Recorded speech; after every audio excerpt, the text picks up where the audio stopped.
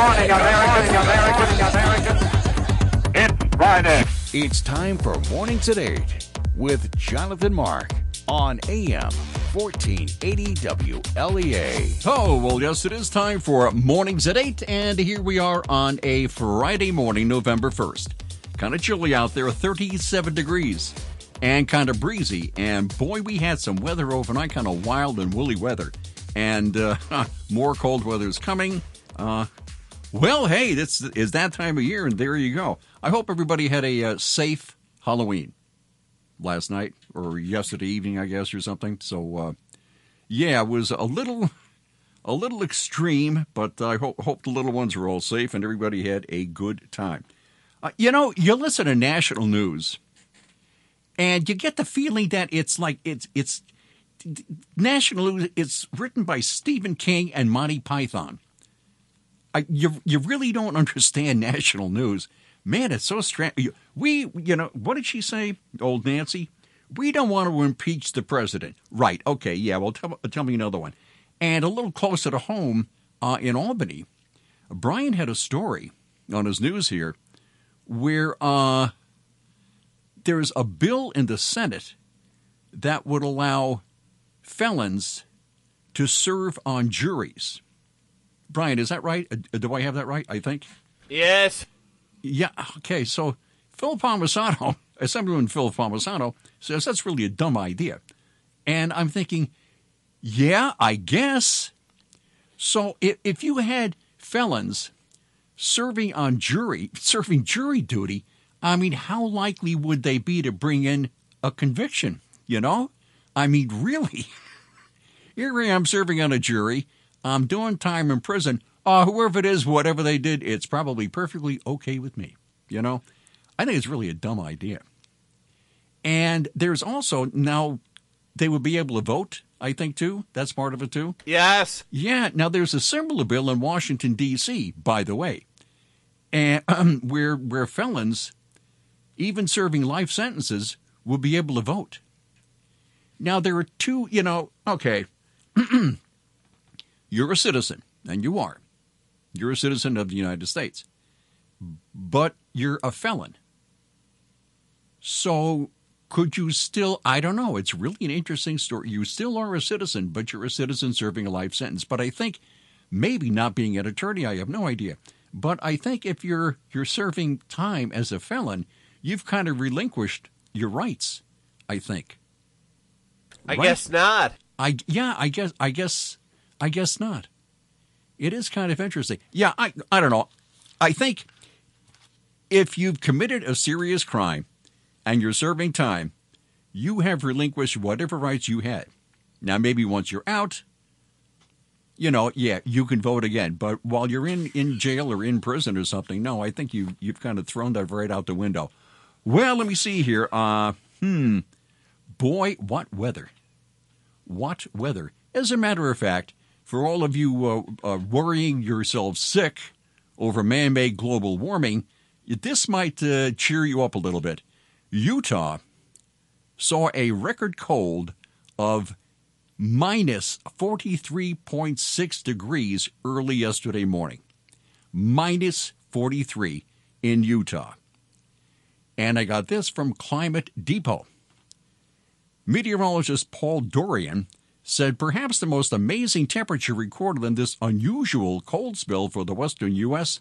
took place earlier, well, this was yesterday, in the remote observing station in Peter Sinks, Utah. The unofficial overnight low temperature there of negative 43.6 is pretty amazing for this time of year, and perhaps the lowest temperature ever recorded in the lower 48 during the month of October. Yeah, that's pretty amazing. Nearby Salt Lake City, Utah, provided some supporting evidence of the extreme cold as it set a low temperature of 14 degrees in Salt Lake City. And for the date and records there go all the way back to 1874. So I don't know exactly how that jives with man-made global warming, but maybe it does. I'm not quite sure. Anyway, speaking of which, 96-year-old record snowfall in Chicago. That was yesterday. Okay. let me see, a storm that made many areas of the Midwest feel like winter, more like winter than fall, shattered a 96-year-old winter weather record in Chicago. The historic storm system, which brought snow and cold over the Colorado Rockies this week, made it to the Midwest yesterday morning, unleashing moderate to heavy snowfall in northeastern Kansas, eastern Iowa, Illinois, and southern Wisconsin. Chicago experienced its earliest snow day of the year, where an inch or more of snow fell since October 20th, 1989, and that smashed a previous record. So, let me see, areas around Chicago were expected to gain 3 to 6 inches of snow. And what else have we here? How about record snowfall in, this was yesterday, Milwaukee, Wisconsin, Madison, Wisconsin, and the snowstorm is forecast to spread across Michigan's lower peninsula and into northern Indiana and northwestern Ohio through last night. So there we go. Here comes the global warming. Look out. Okay. Speaking of which, we also have this. I got this from Fox News. Explosion in Antarctic sea ice levels may cause, are you ready? Another ice age. I'm not making this up. Another ice age may be headed our way. And how does that work? Well, upside-down rivers of warm ocean water may be one of the causes of Antarctica's ice shelves breaking up, leading to a rise in sea levels. Okay, but a new study suggests an increase in sea ice may lead to a much more devastating change in the Earth's climate. Another ice age. Using computer simulations, the research suggests that an increase in sea ice could significantly alter the circulation of the ocean, ultimately leading to a reverse greenhouse effect as carbon dioxide levels in the ocean increase and levels in the air decrease. And this is who? University of Chicago professor and the study's co-author, Malte Jansen, said, "One key question in the field is still what caused the Earth to periodically cycle in and out of ice ages. We are pretty confident that the carbon balance between the atmosphere and ocean must have changed, but we don't know how or why." The last major ice age ended at the end of the Pleistocene era about 2.5 million years ago, as glaciers have periodically grown and then gotten smaller. Researchers believe that changes to the Earth's orbit may be partly responsible for some of the Earth's cooling. So I don't know how man could possibly affect the orbit of the, maybe mankind can affect the Earth's orbit. Anyway, but additional factors have likely played a part, said Jansen. The most plausible explanation is that there was some change in how carbon was divided between the atmosphere and the ocean. There's no shortage of ideas about how this happened, but it's not quite clear how they all fit. Researchers also believe a mini ice age may have occurred roughly 12,800 years ago. It likely stems from an asteroid impact that rocked the northern hemisphere and led to the Younger Dryas climate event. Jansen pointed out that the Southern Ocean around Antarctica plays a key role in ocean circulation due to the deep waters in the region, leaving it to have outsized consequences. And what this suggests is that there's a feedback loop, said the study's lead author Alice Marzocchi. As the temperature drops, less carbon is released into the atmosphere, which triggers more cooling. And she said, what surprised me is how much of this increased storage can be attributed to physical changes alone, with Antarctic sea ice cover being the key player. She noted that the future study of the ocean and the role it plays in the carbon cycle can help stimulate further environmental change. So anyway, all this was published in Nature Geoscience. It's a journal. So there you go. Okay, so we might, who knows, we might be on the edge. We might be on the edge of another ice age. Okay, so we'll have global warming here and an ice age there, and there you go. And it's all caused by human beings. Okay, including the orbit of the Earth. Speaking of which, meanwhile, the 16-year-old truant from Sweden, who many have likened to a Joan of Arc, you know, the one who's ginning up these millions of young people to protest and this and that. Anyway, Greta Thunberg, 16 years old, has threatened to quit Facebook if the social media platform refuses to silence her critics. So Little Miss Thunberg doesn't like being criticized. Well, okay. So she doesn't like being criticized, and she says, Facebook, you should silence my critics. She says, this was a tweet. I am, like many others, questioning whether I should keep using Facebook or not. Well, a pretty serious threat there. Anyway, she says, allowing hate speech, the lack of fact-checking, and, of course, the issues of interfering with democracy are among many, many other things that are very upsetting. The constant lies and conspiracy theories about me and countless others, of course, result in hate, death threats, and ultimately violence. This could easily be stopped if Facebook wanted to. I find the lack of taking responsibility very disturbing, she added. So, there you go. She doesn't like being criticized, and by golly, she doesn't want Facebook to let anybody to post anything negative about her. Wow. Okay, very good. So, the climate icon is urging her fans to challenge Facebook to silence her antagonists, insisting that if enough of us demand change, then change will come. So let me see. Thunberg's social media issues do not end with Facebook, however, and she has similarly complained that Twitter has not done a good job protecting her either. She says, in a tweet, "It has come to my attention that a few people have been trying to impersonate me or falsely claim that they represent me in order to communicate with our leaders, famous actors, singers, and musicians." And weathermen. We have a weatherman? Really? Let me see. A weatherman. This is Friday. Let me see. No. How about, I'm just taking a wild guess here. Rob Carolyn? You would be correct. Very good. Okay, it's going to be a good day. I knew that. Oh, so, did you hear about that record cold in Utah? I did. Early yesterday. 35 below zero. Coldest reading ever for the month of October. Well, I read negative 43. I did not see that one. That may have been a day later. The coldest I saw was earlier this week in a tiny little town in the Panhandle. They got down to 35 below Wednesday morning. That same morning, Rawlins, Wyoming, in the western part of the state, hit 20 below. There has been, I think, if I'm not mistaken, over 36 new record lows set for the month of October in the Intermountain West and parts of the central United States with this abnormally cold air mass which dropped into the country and actually helped drive our weather last night and into this morning, Jonathan.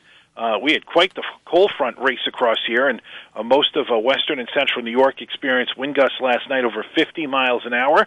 Had some reports of a little bit of thunder and lightning. We've got numerous power outages from the Buffalo area all the way to Boston this morning. The good news is the winds are going to diminishing. The storm's rapidly moving down the St. Lawrence River Valley and heading towards Atlantic Canada. So as we head through today, we'll see the winds diminish as the day goes on. The wind advisory in effect until 6 p.m. We're getting some lake effect cloudiness. The lakes are warm. The air's relatively cold. So we've got some moisture streaming in off the lakes. Maybe even produce an isolated lake effect shower today. We're breezy and only 45 to 50. Sun came up this morning at 7:44. It sets tonight at 6:03. Tonight we turn partly cloudy. We're chilly. We're 30. Partial sun for tomorrow, only 50 to 55.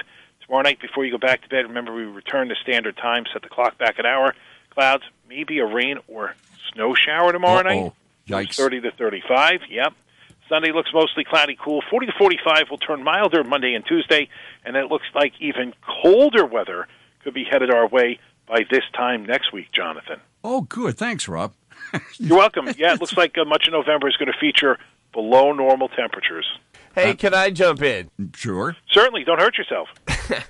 I just heard from Jasper, Troopsburg Central School. They were on a 2-hour delay. Now they've closed today due to the power outages over there. Rob, your thoughts on the potential for more power outages? I think they diminish after about 10 or 11 o'clock this morning, Brian. The wind should start to slacken a bit as we get it head towards midday, and then you'll really notice them falling off quite a bit this afternoon. Already noticing that the winds along the Lake Erie shoreline have dropped off quite a bit. Buffalo now only gusting to about 25 miles an hour. Jamestown gusting to 17. Still kind of windy, though, in Dunkirk out to our west. Last hour, they've had a gust of 35 miles an hour. Oh, boy. Okay, Rob, thanks, I guess. We'll see you next You're week. welcome. Yeah, bye. From the Fox Sports Studios in Los Angeles, here's Eddie Garcia. In the NFL on Thursday Night Football, the 49ers remain perfect, although they got a bit of a test in Arizona, getting by the Cardinals 28-25. San Francisco now 8-0, joining the New England Patriots as the only undefeated teams left in the NFL. They were led by quarterback Jimmy Garoppolo, who was 28 of 37 passing for 317 yards, 4 touchdowns, and no interceptions. For Arizona with the loss, they dropped to 3-11-1 on the year. A couple of ranked college football teams in action on Thursday night, with 12th ranked Baylor improving to 8-0 with a 17-14 win over West Virginia, while 20th ranked Appalachian State lost at home to Georgia Southern 24-21. It's the first loss of the season for App State. In the NBA light night, just 3 games on the schedule. The Clippers down the Spurs 103-97. Kawhi Leonard 38 points for LA. That's the first loss of the year for San Antonio. Pelicans beat the Nuggets 122-107. It was the Heat over the Hawks in Atlanta 106-97. I'm Charles Payne, and this is the Fox Business Report. Stocks falling as investors sifted through a slew of earnings reports today, with the Dow falling 19 points, the Nasdaq down 49, S&P 500 down 3. And shares of plant-based meat company Beyond Meat were far from sizzling today on Wall Street, falling over 22%, marking the end of Beyond Meat's lockup period. For the first time since its IPO, early investors can sell the stock. Now, despite the sell-off, Beyond Meat reported a much bigger profit than expected for its third quarter. Shares of Mattel spiking after hours, around 18%, after the toy maker posted better than expected earnings for the third quarter as newer models boosted demand for its flagship Barbie brand, and the launch of dolls based on Korean pop sensation BTS lifted international sales. Mattel also announcing it will be hiring a new chief financial officer in the wake of a whistleblower investigation relating to its accounting practices. That's your Fox Business Report. I'm Hillary Barsky, invested in you. Prescription products require an online physician consultation and are only available if the physician determines a prescription is appropriate. Subscription required. See website for full details and important safety information. Hey guys, good news. The outrageously expensive little blue pill is now generic, which means you can get the prescription medication to treat ED at affordable prices. And Hims makes it extra affordable. And right now, get your first online visit totally free when you go to forhims.com/joy. To start your free online visit, you need to go to this exclusive address, forhims.com/joy. forhims.com/joy. The Ryan Agencies, your local, independent insurance agencies. Insurance can be, well, hard to understand. At the Ryan Agency, they're your local insurance experts. Questions get answered, problems get solutions. It's like having your own personal insurance advisor. Contact the Ryan Agencies today, your local experts with answers and solutions. Insurance protection you can rely on. The Ryan Agency. Today at Simmons Rockwell Hyundai, drive away in a new Hyundai Tucson lease for only $229 a month. A new 2019 all-wheel drive Hyundai Tucson SE model equipped with 17-inch alloy wheels, touchscreen media, and rear view monitor. Lease with no money down for $229 a month for 36 months. Only tax and DMV fees are due at signing. Shop Simmons-Rockwell.com. Oh, and we are back. If you happen to have any rats in your life who are experiencing anxiety, stress, you can take heart in this. I got this from AFP. Rats trained to drive tiny cars find it relaxing, scientists report. U.S. scientists have reported successfully training a group of the rodents to drive tiny cars in exchange for bits of Fruit Loops, the little cereal there, and found that learning the task lowered their stress levels. Hey, alrighty. Their study not only demonstrates how sophisticated rat brains are, but could one day help in developing new non-pharmaceutical forms of treatment for mental illness, senior author Kelly Lambert of the University of Richmond told AFP. Lambert said she's been long interested in neuroplasticity, how the brain changes in response to experience and challenges, and particularly wanted to explore how well rats that were housed in more natural settings performed against those kept in labs. So she and her colleagues modified a robot car kit by adding a clear plastic food container to form a driver compartment with an aluminum plate placed on the bottom. a copper wire was threaded horizontally across the cab to form 3 bars, left, center, and right. And when a rat placed itself on the aluminum floor and touched the wire, the circuit was complete, and the car moved in the direction that was chosen. 17 rats were trained over several months to drive around an arena made of plexiglass. Writing in the journal Behavioral Brain Research, the researchers said the animals could indeed be taught to drive forward as well as steer in more complex navigational patterns. As she had suspected, Lambert found that the animals kept in stimuli-rich environments performed far better than their lab rat counterparts. But she said it was actually quite shocking to me that they were so much better. The rats were then tested for hormones. One induces stress and the other counters stress.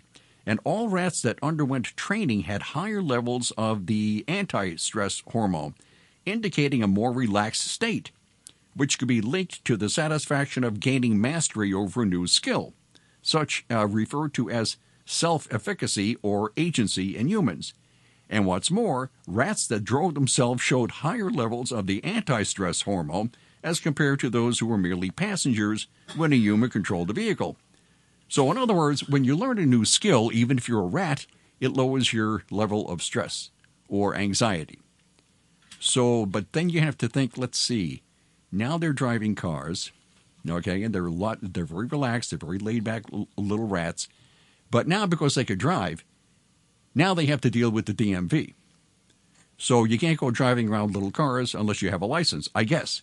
So I don't know how that would work, but that's what they did. And it says here, or it indicates here, that if you learn a new skill, you're a lot less stressed than if you don't learn a new skill, especially if you're a rat. Okay, that's fine. I guess that's it, and I will see you Monday at 8:05. Bye.